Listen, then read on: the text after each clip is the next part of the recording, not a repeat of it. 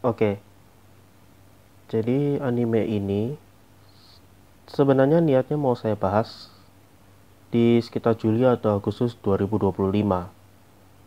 Dan anime itu saya tonton setelah Takopi Original Sin. Tapi karena satu dan lain hal jadi baru bisa bahas sekarang. Anime itu adalah Private Tutor to Duke's Doctor, atau judul dalam bahasa Jepangnya saya tulis di bagian ini. Nah, ini awalnya anime yang menurutku menarik ketika saya nonton episode pertama, terus episode 2 dan seterusnya. Jadi ceritanya itu tentang Allen itu masih mencari pekerjaan sampai akhirnya itu jadi guru untuk mengajar Tina Howard. Sampai di beberapa momen itu Tina Howard masuk sekolah dan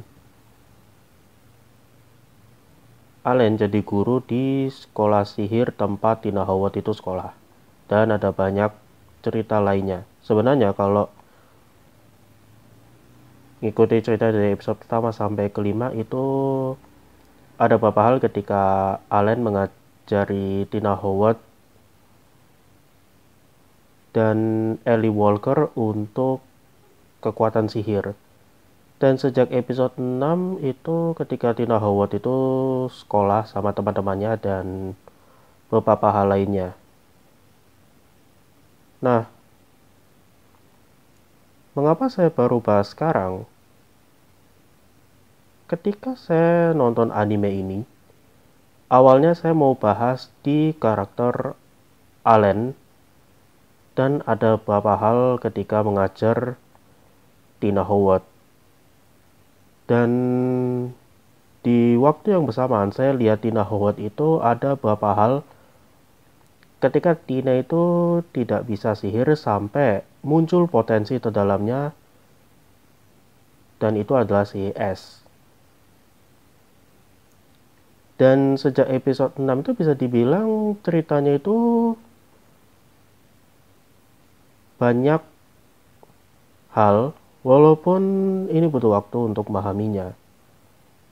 Entah karena ceritanya atau beberapa yang bisa dibilang agak kompleks. Dan selebihnya saya bisa menikmati untuk cerita dari anime ini. Karena menurutku ada beberapa hal yang saya lihat itu keingat beberapa anime dengan beberapa cerita. Nah, untuk Tina Howard sendiri bisa dibilang karakter yang cukup menarik, di mana Tina Howard itu awalnya tidak bisa menggunakan kekuatan sihir sampai curhat ke Guru Allen dan muncul potensi terdalamnya yaitu si S. Dan ini keinget di beberapa momen di mana ada momen keinget di quarter life crisis sampai menemukan potensi terdalam. Dan ini berhubungan dengan passion yang sebelumnya itu udah pernah saya bahas di anime Sorairo Utility. Dan beberapa itu berhubungan dengan SWOT dalam diri sendiri. Sebenarnya ada banyak hal yang mau saya bahas di anime ini, tapi karena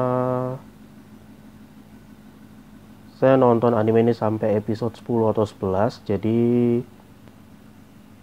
saya ceritakan beberapa yang saya ingat ketika nonton anime itu, sekaligus mungkin untuk